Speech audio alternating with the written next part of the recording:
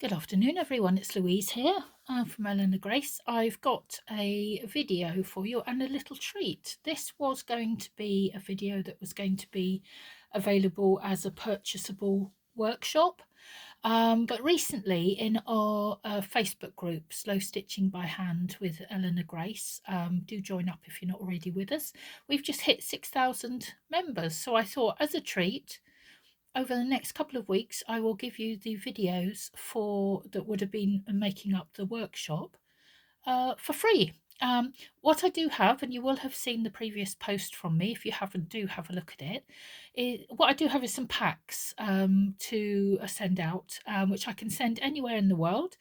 And depending on where you are, it's between £12 and £15, including postage, which includes everything that you need for these videos, for both the bauble and for what we're going to do today, which is the gift tags. So I have a range of fabrics, I have tulle, I have sparkly tulle, I have lace, and I have ribbons, lovely Christmassy fabrics, and also I will send out some threads. I won't do threads for everything that you need because that will make the packages too bulky, but I will include some lovely cotton perlé and some other things maybe for you to try as well, in sort of colours that we can use for Christmas, or that you can make into gift tags for any time of year. So I'm going to show you a few examples, and you may have seen these on the previous video. They weren't quite finished, they were nearly finished. So I've got one here which is a very simple one. It was based on one of the bridal ones that I showed last time, and what I've done is stitched Ella's name on here.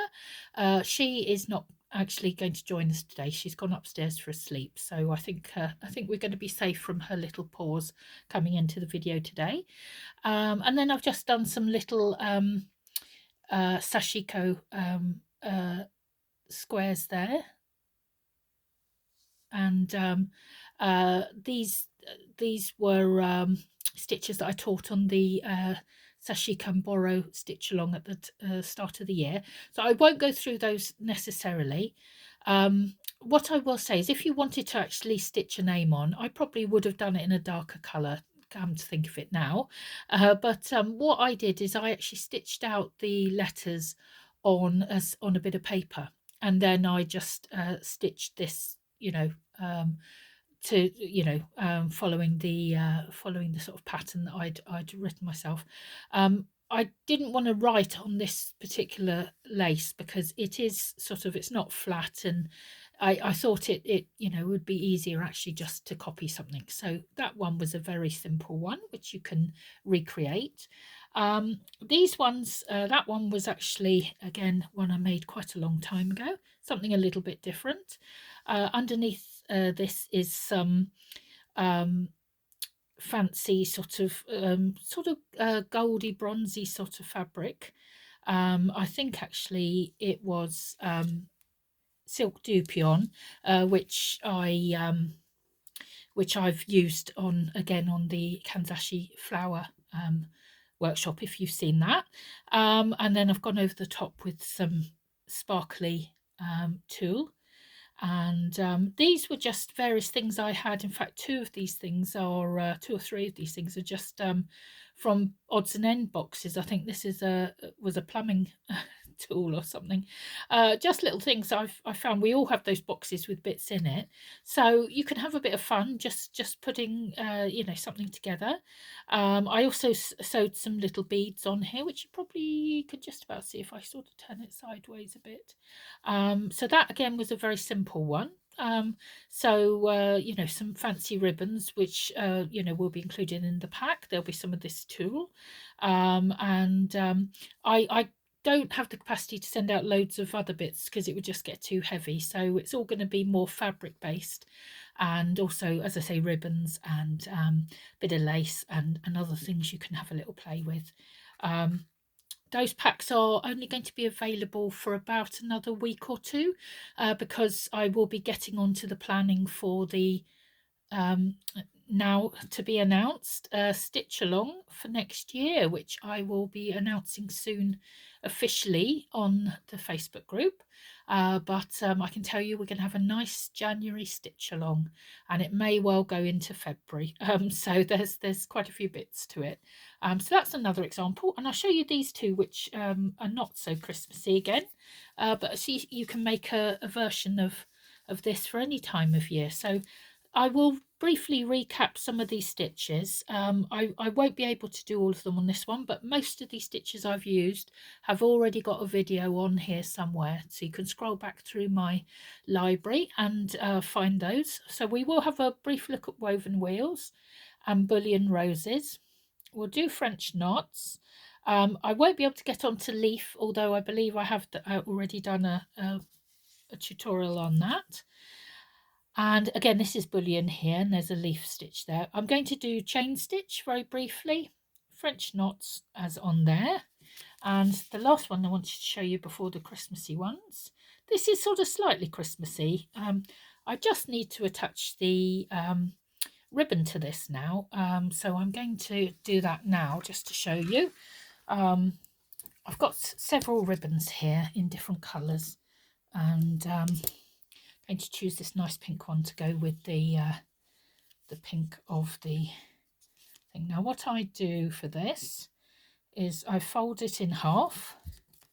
I pop it through the eye, if you can see that. I say I pop it through, it doesn't want to go, there we go. And then I pull through the back and tighten it up like that. Now you can undo that and tighten it up in any way that you like, but as I say, the kits will be having a range of ribbons and things, so you can have a little play. I'm also going to briefly do feather stitch, which I've done here in this dark green, which, as you know, is one of my most favourite ones. Before I get on, I'll show you the inspiration. So when you're thinking about making one of these, especially if you're reasonably new to stitching, I just want to remind everyone, as always, this is slow stitching. This is not going to be perfect. It's not meant to be perfect. You're meant to enjoy the process as much, if not more, than the finished article. If the finished article is lovely, then that's a lovely bonus. But with this, I've got a stray thread there, saying that. With this, sometimes it's difficult to know where inspiration can come from. And what I did with this is I fiddled around with the laces that I had in my box and the fabrics, and just sort of looking for a nice combination. And I always say, and you will hear me saying this time and time again, use the fabric for inspiration, especially if you're not confident on colour. I have done a little colour workshop, so you can look at that as well if you need inspiration. As you can see on here, you know, there's several colours. If you're working on a small item, I'd recommend 3 colours. If it's a larger item, I'd probably go for 5. But no more than that, because it can become a bit sort of overwhelmed. Now, as you can see here, there's various ways you could have gone colour-wise. The pink is obviously very bright and very obvious, and there's different colour pinks. The greens, there's a very dark one and a sort of lighter, more muted one. There's also a sort of off-white in here. There's also a little bit of blue in the background here. So I went for the pink, the green, and the sort of off-white, going slightly more sort of beige or a light tan. So this was a lovely bit of lace that I've got in my kit, and basically I decided to base my colours on that, and then I just put a bit of lace over the bottom. I was looking to see, should I do it all the way across? It's quite nice to tone down a bit of fabric with a bit of lace or tulle or something over the top, filet lace, all sorts of things can go over the top. And as you can see, it sort of mutes the bottom half of the piece, but the top still has a bit of impact. So this is the sort of thing I'd say, if you're looking for inspiration, have a look at the fabrics that you've got, and just sort of see, you know, what you've got in your box, what, you know, what would fit. And then once I decided on this particular lace, I found a thread in a very similar colour, so I matched it up to this lace. I found a pink that I liked, so I matched it up here. And I also found a sort of darkish green, which I only used very, very sparingly here, which again I sort of matched up sort of between the colours of the dark and the lighter greens. So very, very sort of simple inspiration there. I'll show you a couple of other pieces to show where they came from. And the main thing is just have fun, is just to play around with it. Okay, so these I did show briefly on the other piece, but they weren't quite finished. I hadn't put the ribbon on and I hadn't attached it to the gift tag. So this fabric underneath is underneath here. I've toned it down a bit by putting the tulle over the top. So if I show you, I've got a bit of tulle here. This is not the right colour, but it gives you an idea of how it can just sort of dampen it down a little bit, and then you can stitch over that. So it's not quite so in your face, but if you like in your face, you can leave it without the tulle. So what I did is I had a look at the pattern, and I had a bit of this pattern where there were some red berries and there was a bit of this fur here, and also there were the little mistletoe berries. Now I could have gone white, green and red quite easily, but I wanted something to stand out a little bit more, and as you can see, that definitely pops. I've got the colour combination here actually, because I'm going to use it again later. Now, if possible, I mean, use what you've got. Don't go buying a load of new things. But if you can, get a variety of thicknesses, because it does really make a difference in, you know, in the final outcome. So I've used here Cotton Perles 12, which is this red one, which is a thinner Cotton Perle, and Cotton Perle 8 in the green and the sort of bright gold sort of yellow. And what I did is I just followed the pattern with stitches that resembled them. So if you've got a few stitches in your arsenal, if you look back at my videos, you'll see a lot of the stitches: feather stitch, fly stitch, chain stitch. So we've got some fly stitch here. We've got, I've just done a back stitch there actually. We've done some French knots, and I've done some chain stitch down here. More French knots and some bullion roses. I was just covering parts, for instance, this grouping here of the mistletoe. I didn't really want the white, so I covered these with these yellow bullion roses. You can see how you can make the pattern into something quite easily by just using the underlying sort of design to make life a bit easier. And you can do that in any way, and in any stitch that you feel appropriate. So that was another one. And finally, just as a bit of inspiration, this is one I finished recently. Again, using these very vibrant colours. So I made this one first actually. I enjoyed it so much I made that other one as a result. And here I've done some woven wheels. I've done a lot of chain stitch.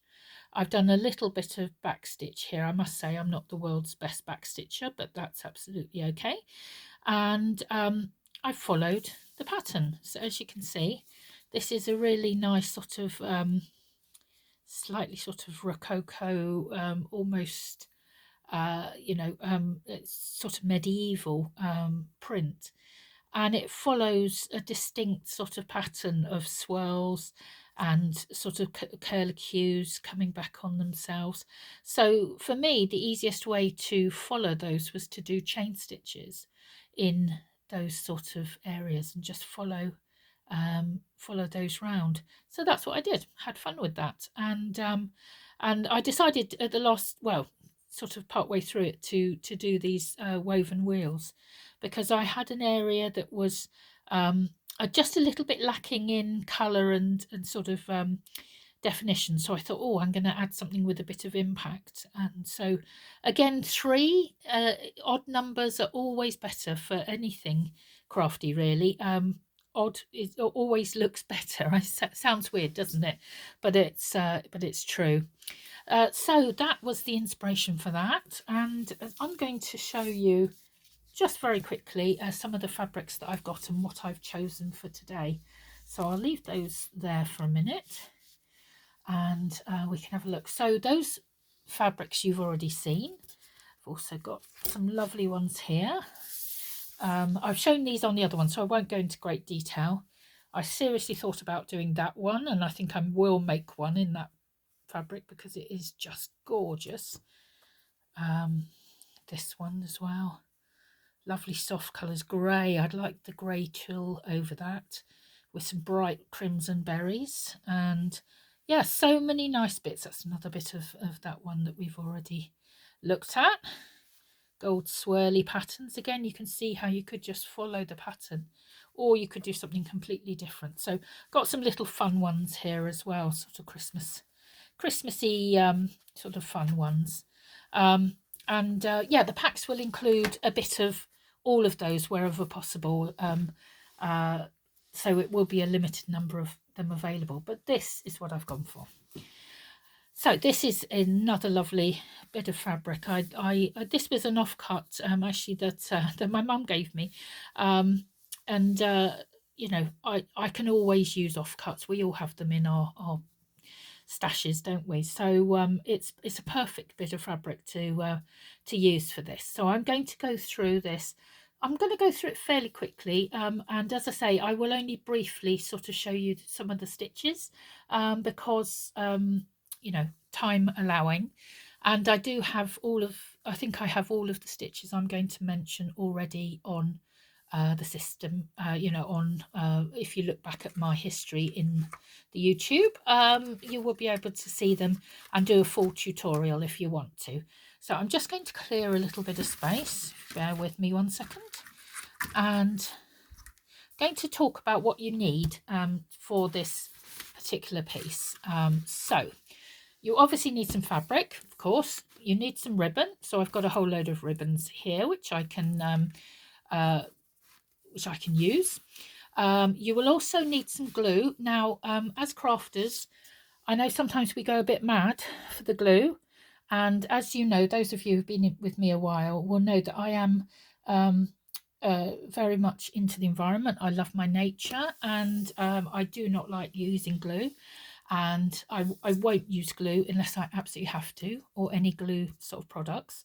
But sometimes, you know, it is necessary in this particular workshop. You know, we will need to use glue, but please do think about the type of glue you use. If you can, please try to get something that is non-toxic, that you're not washing down the sink into the water system. That would be bad for you and everybody else. So in the UK, we have Pritt sticks, which I've mentioned before.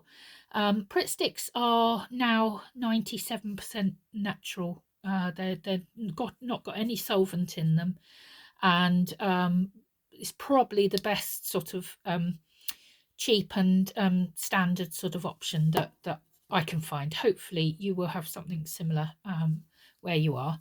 But I must show you something that I've found, and it is the most lovely thing. And if you can get it, it's completely non-toxic. And please excuse me, any Italian friends, for mispronouncing this. I believe it's cocchuina or coquina, and it's an Italian product which has been used for decades. And it has a little brush in it. It is a non-toxic glue, and it has a sort of paste-like sort of consistency. It is gorgeous. It's made from potato starch, and it smells like almonds. Oh yes, it's gorgeous, and it's completely non-toxic. This I have used to attach most of those ones that I've shown there, and I have used the Pritt stick for a couple as well, just to see if it works, and it works absolutely fine. So if you have the chance, it isn't this isn't particularly cheap, but you know, if you have the ability to get a form of glue that is non-toxic, that can you know, that can put things together, it's useful for card and paper, as well as it can do fabric. So both of these have worked perfectly well. So please do try, if you can, to make a sensible choice for the sake of the environment and of course your own health as well, and using solvent-based products. What you need for this is some ribbon. You obviously need your threads, so 3 threads. As you can see, there's very much a theme going on here. Got the possibility of any of these colours.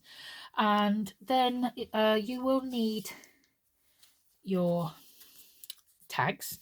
So of course the tags come in the pack that I'll be sending out if you want one of those.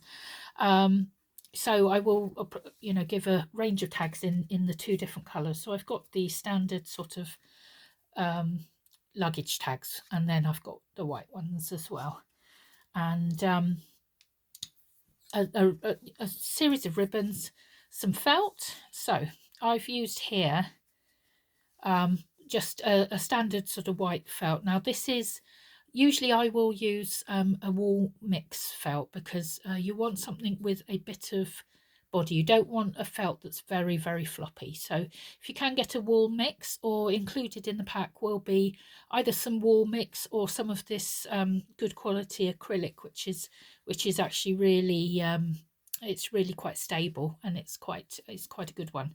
You also need a little bit of a backing fabric. Now what I've got here is just a little bit of calico. Now this is quite a fine calico. You don't want anything too thick, because you're going to be having your layer of fabric on top as well. So again, I will be including some of this in the packs, but if you are just looking for something yourself, get a fine-ish cotton or calico or linen. And all you need to do, and I won't demonstrate it because it's very hard to demonstrate screen. All you need to do is start, I would probably start with the fabric, is to cut out to the shape of your luggage tag. Now obviously you don't want this bit here, this bit with the hole, you want that to be left open. So this is roughly cut out to the right size. It's a little bit bobbly, but it's slow stitching, so it's fine. So as you can see, when I flip over, it is covering the best part of what we should call the rectangular area of this, so avoiding the head. And then do the same with your bit of felt. So we'll put that to one side for a second. What you want to do is put that onto your felt. Obviously you've cut your felt out as well. And then what you need to do, if you look at the corners of this, is they're not square corners, they're rounded all the way round. So what we want to do is just round off here. So I'm going to just do that. Just going to round off the corner here, just so we've got, rather than a point, just so we've got a little bit of rounding. I just turn as I go with the cutting. As you can see, I'm just turning it slightly, and then here just turning it slightly as we go. So we've then got a more rounded sort of rectangle, and that's the basis for our piece. Okay, so what we're going to do now is get our bit of fabric. Now this is where you're going to have fun layering up, so we can have a little look at what we've got here. So I've got little bits of this fabric, and I'm going to be sensible. Oh, I've got a little bit that's fallen off. That'll do perfectly. Absolutely perfect. So what I tend to do is, just at this point, I tend to pin that on, just so you can then cut around it with your fabric scissors. I'm not one to waste, and also I want to look at where the pattern is. So this may be quite important for you. For instance, here I've got these nice gold circles with the little sort of berries almost. So I quite like that bit. So I'm going to plan to pin that on, so that is part of the design. So here we go. It doesn't matter as well if the fabric doesn't match up absolutely 100%. You've got to remember that this bit is going to be covered completely, so just want to get it as straight as we can. Oops, get my pin. I'm just going to pin that. To avoid rucks in the fabric, what I tend to do is once I've pinned one side, I will then sort of smooth down the rest of the fabric and then place the pin in the bottom and go through. Doesn't always completely stop it sort of rucking a little bit, but again we have to put that aside for the sake of slow stitching. Perfection not required here. So what I do is just roughly cut around that.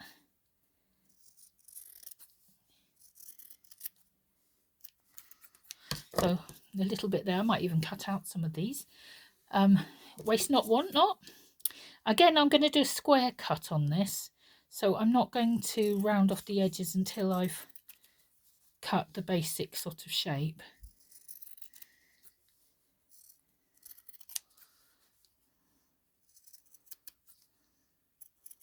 There we go, I've just cut the basic shape there. Try and tidy up as I go along. And then I'm just going to round those edges. They've already rounded underneath, so you can see more or less where it is that you need to go.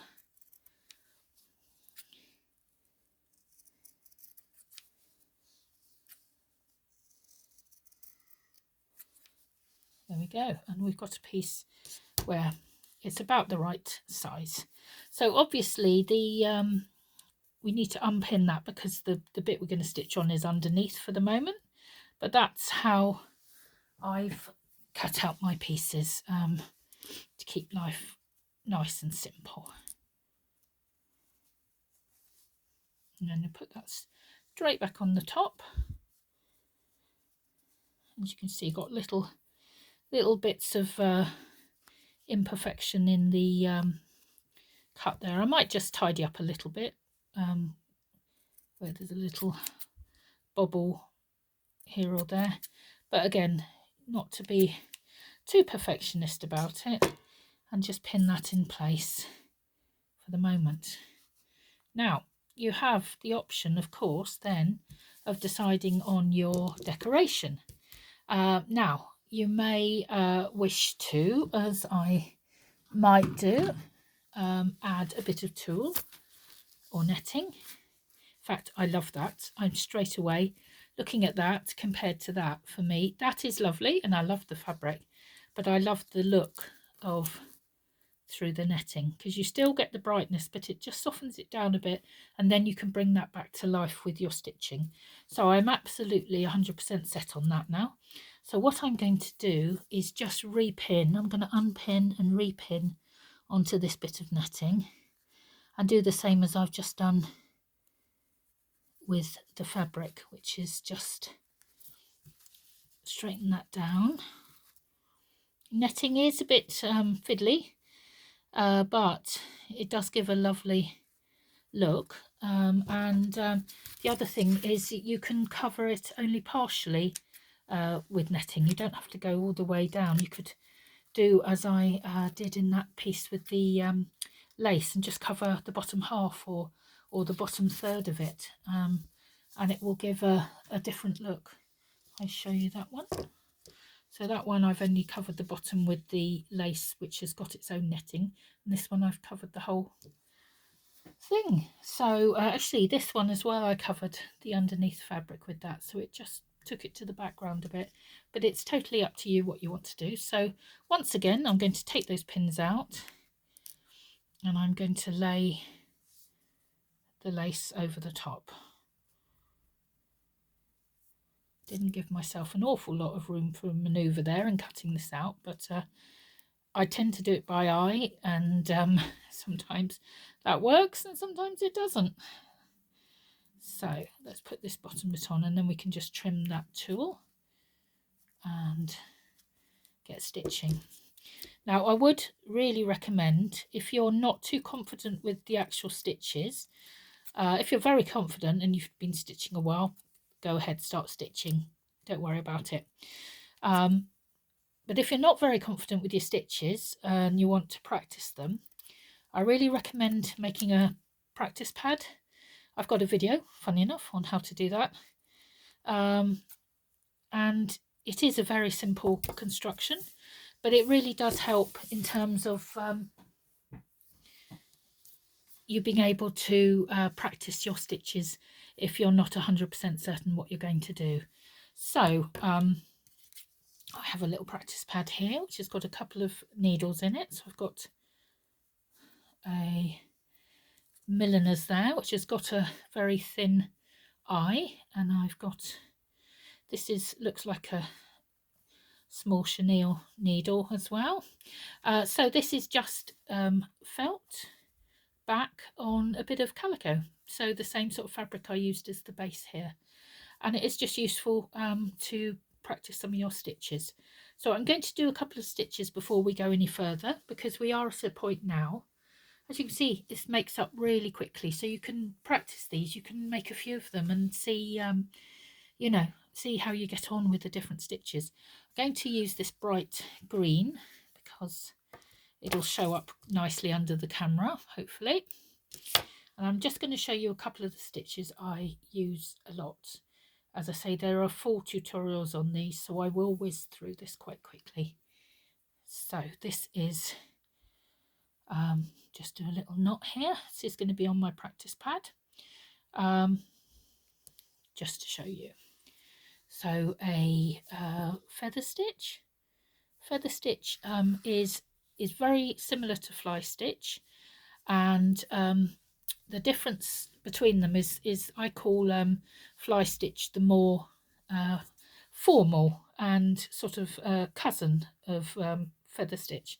Feather stitch I probably use 10 times more than I use fly stitch, but I do use fly stitch. I'll give you an example of feather stitch, which is this one here. So in the green, that you probably can't see that well because it is very dark. I've also used it here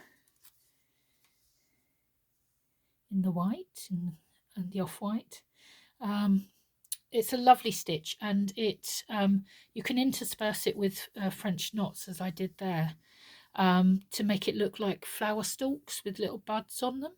What you want to do, unlike the fly stitch, which needs to be all on one level, you want the feather stitch to be going left and right, and you want it not all on one level, so you don't go in, you come out in one way, and then you will go either up or down depending on what you want to do, and just create a U shape. So there we've got the start of the U.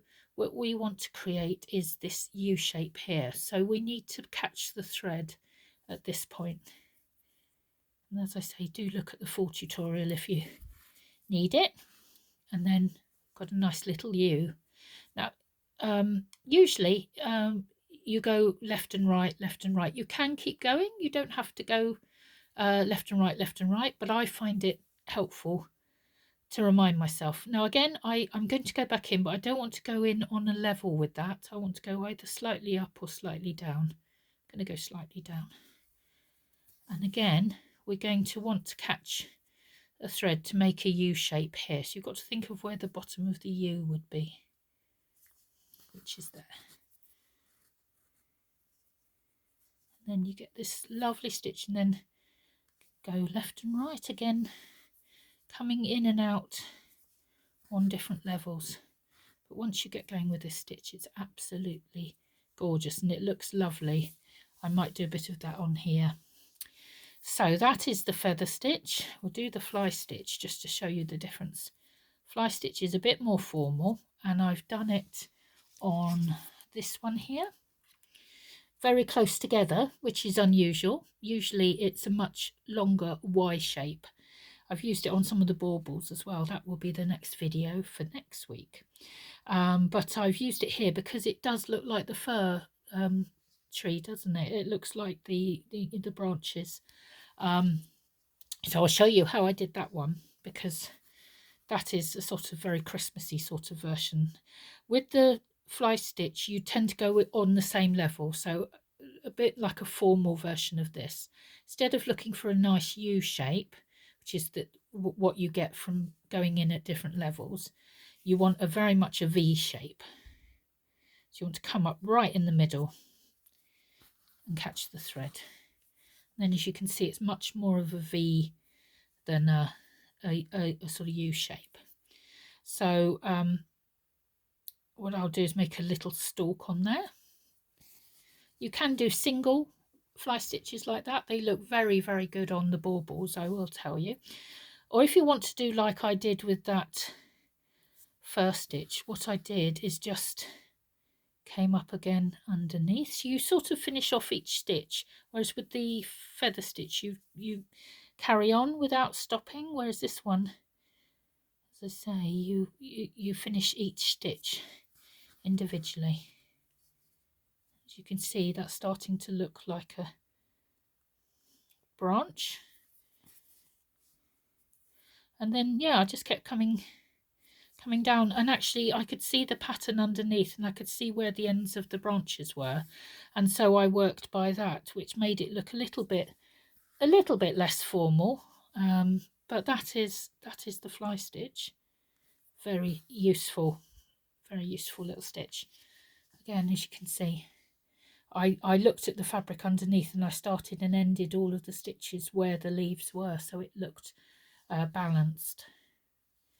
And here I did a leaf stitch, which I wasn't going to show you, but I think I will show you very, very quickly.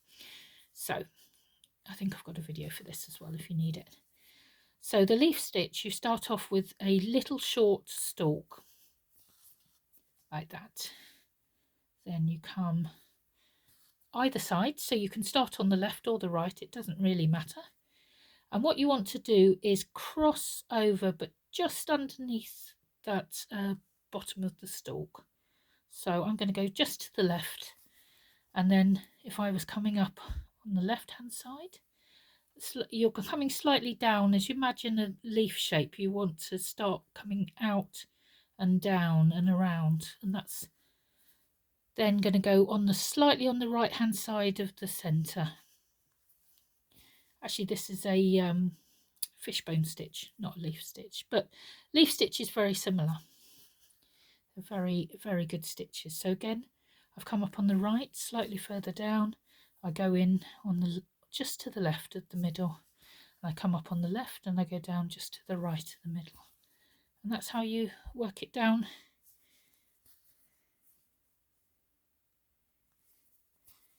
to eventually make yourself a little leaf. And you can make longer stitches. I'm just doing a small one here to show you, and then a couple more stitches just to show you quickly. Haven't got a lot of length here, so I'm going to do a little French knot here. French knots are easier with a milliner's needle, which is the other one I've got here, but I haven't got time to I haven't got time to do it. What I do, and I haven't got a lot of thread here to show you, is I have it flat on the ground. I slightly lift up the needle, so I have it flat and I slightly lift it up a bit like a cannon. I sort of think of a cannon coming up, and then I wrap. Now normally with a cotton perlé I would wrap between 3 and 5 times depending on how big I would want it to be. If it was a cotton perlé 8 like this, and I wrap it, and I do keep my thumb on it as it goes through, and then you get a nice little French knot. So I'll show you that, but again I've got a video for this. Now if you're getting to it being a bit short and you haven't got enough thread, I take the needle out. I take the thread out of the needle. I will again lie it flat, pull the end up a little bit so it's pointing up, wrap it. Now what I didn't show you is that I then pull back. Now I'm keeping a bit of tension here and a bit of tension here. So on both sides I pull it back a bit like a plunger in a syringe. I always go into nursey sort of talk. So if you were short on thread, you could push it through to that point. Keep your thumb on it. That's always the best idea, to keep these things in place. I'm going to re-thread the needle, take it through, and there we go, little French knot. So I'm going to get myself a little bit more thread. I'm going to show you chain stitch, or you can apply any stitches that you like and that you use. It doesn't have to be these ones in particular, but I would just say look at the fabric and go by the fabric, and the fabric will have, you know, pointers towards what you're going to do. So just threading this one. Okay, and I'll just show you a chain stitch as well. So you can do single chain stitches, and it is a bit like the feather stitch in that you've got to catch the thread. So you come up, you go down in exactly the same place, but before you pull it all the way through, you come up. Now where you come up, it determines how big your stitch is going to be. So if I come up here, I would have a great big unwieldy stitch. So I've caught the thread there, and that is just a single chain stitch. So you can see on this one how effective the odd single one is, and then a little chain of them coming across in different threads there. So to do a chain stitch where you're carrying on an actual chain rather than just a detached one like that, you do the same things. You come up, you've come up, you've gone back down in the same hole, and then you're catching this thread. So you've got to that point. You don't finish that one off. When you finish off, it needs to be outside of that circle in order to keep it. What you do is you go back in. Now I tend to go back in not directly in the same hole. Most people do. I tend to go just slightly to the side of it. I find that a bit more easy to manage. And then you come up again. Now if you want to, try to keep your stitches to about the same length, so you can see where I've come up there is going to make this stitch roughly the same length as the previous one. So you've got to sort of have a little bit of thought of how long each of these is going to be, and in fact, you know, whether you're going to change direction, because the fabric gives you a handle on where you want to go next. So it doesn't have to be a straight line, it can go off at an angle, and then you're ready to have a bit of fun with your fabrics. Now when you finish off, you finish off outside the circle, so you keep that thread in check, otherwise it'll all unravel. And there we are, little chain stitch. So we'll have a look at my piece, and then I will leave you to get on with having a go. And please do comment here, it really does help. I know I've said it before, but with YouTube, quite often you can't make a lot of money at it. In fact, it's very hard to make any money at it, but it is really helpful for people to engage with what you've been watching. So if you've watched a video and enjoyed it, please do comment, please do you know, engage, because it really does help, and it enables us to make more content for free, which is what everybody wants. So I'm having a look at my piece here. I did the fishbone stitch earlier, so I can see these little leaves here would be perfect for that fishbone stitch, where you come down with a short stitch in the middle and then start working your way down. I can also see there's a lot of capacity to do some French knots here. I could go a bit mad with French knots, but I did also want to show you actually the woven wheel and the bullion roses. I have, I believe, shown bullion roses before. I've certainly shown the bullion stitch before. So I'll do a very quick one on that actually before I let you go. So with the bullion stitch, you come up in one spot, and again, like the chain stitch, you think about how long your stitch is going to be, and the next move that you make will determine that. So if I was to go here, I would have a ridiculously long bullion stitch. So you keep them fairly small, and you come straight back up through this that original hole. And this is very much a 1, 2, 3, 4 stitch. So you're coming up at 1, you're going down at 2, you're coming up at 3, going down at 4. They're the same 2 holes. And that does make life a little bit easier. I really recommend a milliner's needle for this though, because which is I'm not using, so this is going to be made a bit more difficult. So I'm going to wrap, very much like the French knot. I'm going to wrap, and what you need to do is just tidy those stitches up to the top, and you want to do enough wraps that covers the area of the stitch here. So as you can see, that equates to about that. And a bit like the French knot, stick your thumb on it, push it through,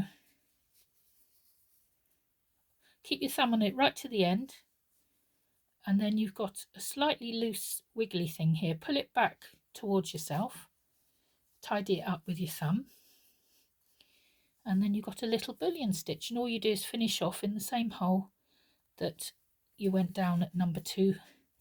There's a little bullion stitch. And with the bullion roses, you just keep going around in a circle. You start in the centre, so you make your first one in the centre, and then you start working around. So you're not doing a straight stitch, you start coming around. So you need to make a stitch that's big enough for that, going around the bottom of that. So if I show you, this needs to be slightly longer. I'm going to put my thumb on it. This is absolutely one of my favourites. Once I got it, I really got it, and I absolutely fell in love with it. It's a bit like the feather stitch. I use it all the time. There we go. And then you can see you keep just coming around in the circle. You can also come back round this way as well. You've just got to work out where you're going to start from. So work out where the centre of your bullion stitch is going to be, your bullion rows. And again, do odd numbers of them. Don't do 2. Do 1 or do 3. So as you can see, that one again, I want a little bit longer, so it goes all the way around. Pull it back on itself, tidy it up a bit, and go back in the same hole as stitch number 2. There we go. And you start working it in the centre, and then you get something like that. The last one I will show you quickly is a woven wheel. Again, I think I'm going to do it in this bright yellow, this gold, which is from my favourite indie company. They do ship worldwide, I think. It's Paintbox Threads, absolutely lovely hand dyed cotton perlé, but it's quite reasonably priced, and it's beautiful quality, absolutely lovely. I should get a commission from them, shouldn't I? mention them so often. Here we go. Right, woven wheel. I'm going to do a small one because this does take a little bit of time. Again, you want to work out where your centre is, and you want to make 5 equal, as much as possible, spokes. Okay, so if you think about your maths lessons, you want to sort of do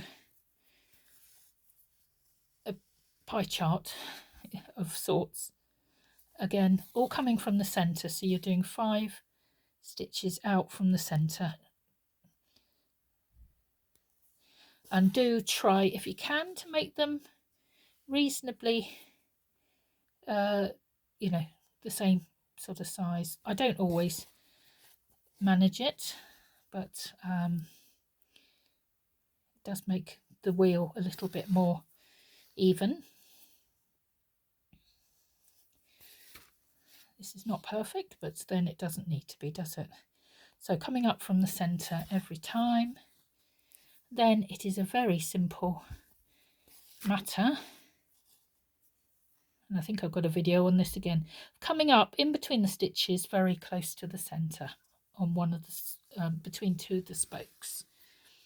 Okay, what you need to do then, very simple.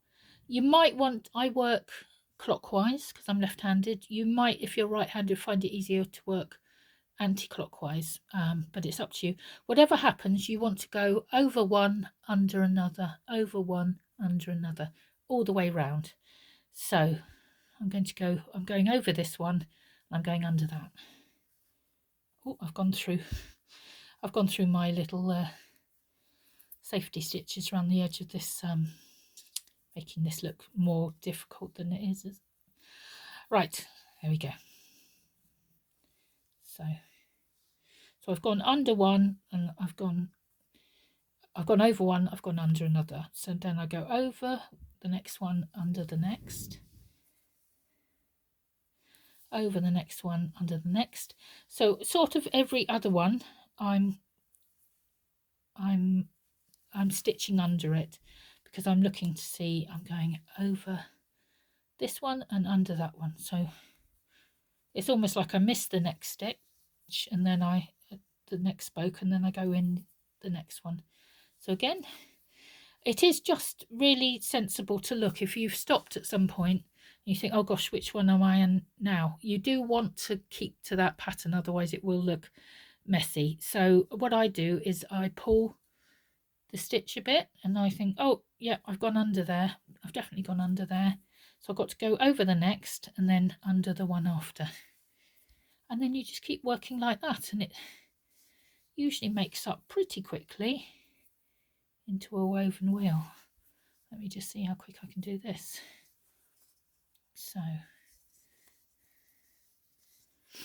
what I will do is I'll do an extra video, because I have talked a lot here. I will do a little extra video in the week, just to show you my progress.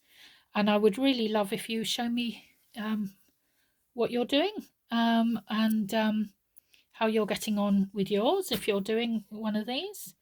You know, you can come into the group. Unfortunately, at the moment, I don't have a community setting on YouTube. It is something I am looking at adding, but we do have a whole community over on the Facebook group, Slow Stitching by Hand with Eleanor Grace.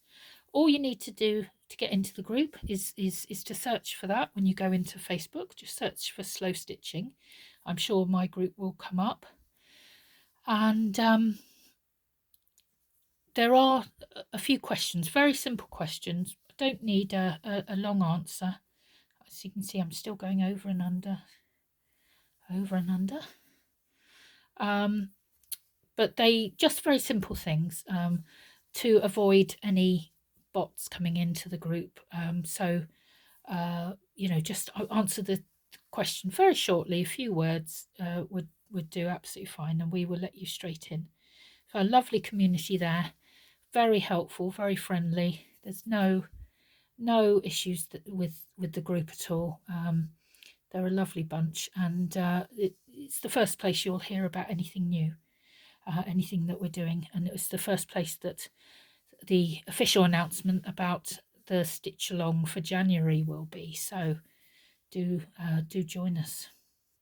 There we go. I'm just turning it, sorry, as we go, just to do that a bit speedily. So eventually get to the point where you realise that all of the spokes are covered. What you don't want is little spokes, so do think about the size of your spokes, because these actually, you know, will come up quite big. You can see there, you can't see any of the legs, you can't see any of the spokes. So that's the point at which you can just tuck your little tail under here, and then obviously do your fixing knot on the back. And there we go, got a nice woven wheel. They look lovely in trees, but they also look lovely just on their own. You could do a little fishbone stitch around it, like I have done on one of these. Let me find it. There we go. Done some little fishbone stitches around these. So you could give that a go. So what I'm going to do is I'm going to finish off now because I have talked a lot and it's getting a bit long. And I will come back in the middle of the week with a little update video just to show you how I'm getting on with this. Now, I might change my mind, but as I said, these look like they're going to be little fishbone stitches. What I might do is put a woven wheel or a maybe one of the bullion roses here and make that little design around there. I may well do the same here and here. I think that looks like a good place to have 3 of them together. Maybe sort of one here, and one here.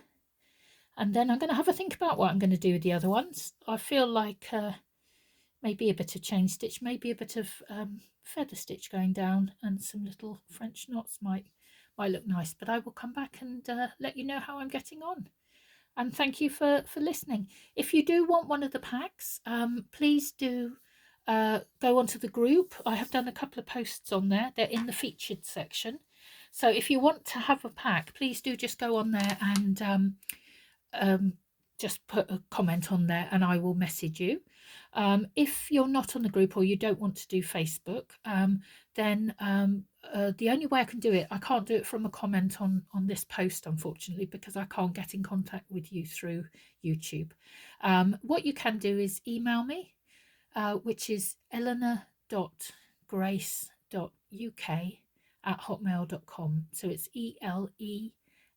eleanor.grace.uk@hotmail.com if you want one of the packs. So the costings are different because across the world because of the postage costs, and unfortunately for America the tariffs as well, but it is only a pound difference from worldwide for America, because our tariffs are thankfully fairly low. And so yeah, so it's between 12 and 15 pounds, 12 for the UK, 13 for Europe, 14 for the rest of the world, and 15 for America. And you will have a whole range of lovely fabrics and some thread, and also some tulle and lace and all sorts of things to have a little go at some of these lovely gift tags. I hope you've enjoyed that. As I say, please do comment. It really does help me and it enables me to make more free content for you. So we've had a good little session there, and I'd love to see what you do if you come into the group and share with us. Take care. Bye.